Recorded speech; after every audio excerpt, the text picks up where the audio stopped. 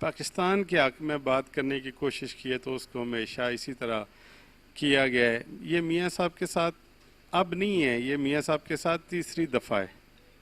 میں سمجھتا ہوں کہ جب پاکستان کا بننے کا ٹائم آتا ہے تو ایسے لوگ ہمارے سامنے آ جاتی ہیں, ایسی اس کے لیے اتنی رکاوٹیں بن جاتی ہیں جو کہ پاکستان کو کبھی بھی ترقی کے مراحل نہیں طے کرنے دیتے اور وہ ذاتی مفادات میں رکھ لیتے ہیں. اس میں جو آج کل بات چل رہی ہے, دیکھ لیں آپ اپنے معاشرے میں جدھر ہم رہ رہے ہیں, کہیں کسی جگہ پہ بھی کوئی کسی بندے کی انٹرسٹ ہے کہ میاں صاحب کو یہ صرف میڈیا پہ چند لوگ, میں کہتا ہوں کہ عمران خان نے جس طرح یہ چلایا ہوا ہے, کبھی بھی عمران خان پاکستان کا پرائم منسٹر نہیں بن سکتا. میں یہ چیلنج سے کہتا ہوں, عمران خان میں وہ کوالٹی نہیں ہے سوائے پاکستان دشمنی کے, اور اس کے پاس کوئی چیز نہیں ہے.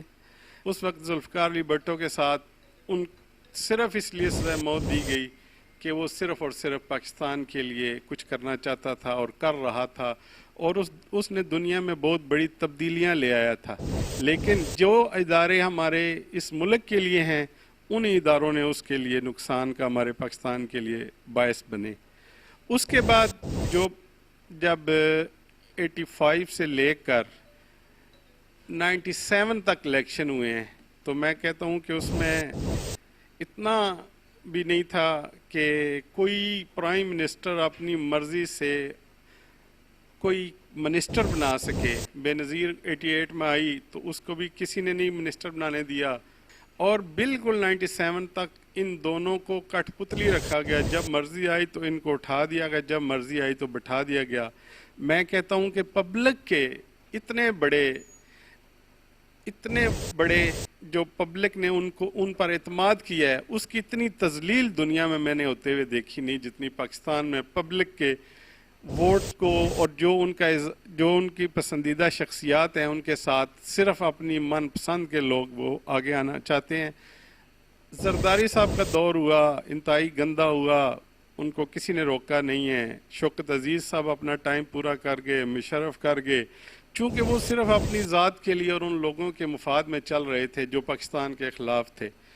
جب بھی میاں نواز شریف نے جب 97 میں ایٹمی دھماکے کیے اور جو دنیا میں اس کے خلاف پریشر تھا, تو میں سمجھتا ہوں کہ وہ پاکستان کا واحد لیڈر تھا جس نے اس وقت اس کو فیس کیا اور پاکستان کے حق میں فیصلہ کر کے اس نے ایٹمی دھماکہ کیا. اور اس کی سزا اس کو یہ ملی کہ اس کے سارے خاندان کو ملک سے باہر نکال دیا گیا. اس کے والد کا جنازہ پڑھنے تک ان کو نہ دیا گیا. اور وہ جو ہمارے ڈکٹیٹر آئے تھے جنہوں نے نعرہ لگایا تھا کہ میں احتساب کروں گا, اور جو اپنی تقریر میں انہوں نے باتیں کہی تھی, ایک پر بھی وہ نہ چلے. پورے پاکستان کا گند اکٹھا کر کے انہوں نے پیپلز پارٹی سے ہر جگہ سے کر ایک نام نہاد حکومت بنا لی, اور وہ 5 سال پورے کرتے رہے. جب پاکستان کی باری آئی جو پاکستان کے کام کی, تو اس کو روک دیا گیا. اب نواز شریف کو جس مرحلے میں جس طرح پھنسایا گیا ہے, اس میں یہ پوری دنیا اس کو واچ کر رہی ہے, اور ہمارے پاکستان کے جو شعور والی عوام ہے سارے اس مسئلے پہ ہیں. آپ بے شک پورے پاکستان کا کر لیں, اس میں کوئی بھی ایسا نہیں ہوگا جو چند ایک اواریوں کے سوا کہ جو ریزائن والی بات کرے گا.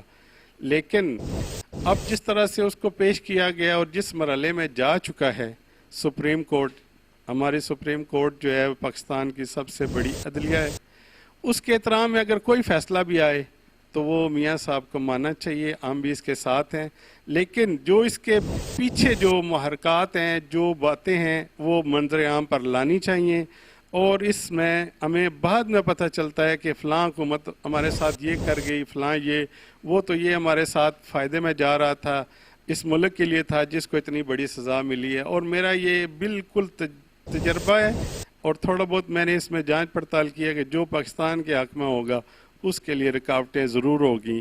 جو ان لوگوں کے مفاد میں چلے گا وہ اس ملک میں اس کے لیے کوئی رکاوٹ نہیں ہے. لیکن میاں صاحب اور ان کی جماعت اس عزم کے ساتھ چل رہے ہیں کہ ہم نے ان سب باتوں کو منفی کرنا ہے اور صحیح چیزوں کو لے کر آگے چلنا ہے. اس کے لیے چاہے جتنی بھی رکاوٹیں آئیں کوئی مسئلہ نہیں ہے. اور ہم میاں صاحب کے سپاہی ہیں, اور ان کے ایک اشارے پہ وہ حکم کریں، ہم یہ چیئرمینیاں کیا یہ سب کچھ ان کے اشارے پہ قربان کر سکتے ہیں۔ ہم صرف اور صرف پاکستان کے لیے لڑنا چاہتے ہیں، اور پاکستان کو ہم آنے والی نسلوں کو وہ پاکستان دینا چاہتے ہیں جو بابا قائد اعظم محمد جلان نے ہمارے لیے بنایا تھا، اور جو وہ ایک خواب لے کر اور جو انہوں نے اس کو عملی جامہ پہنایا، اس مشن کو لے کر آگے چلیں گے انشاءاللہ۔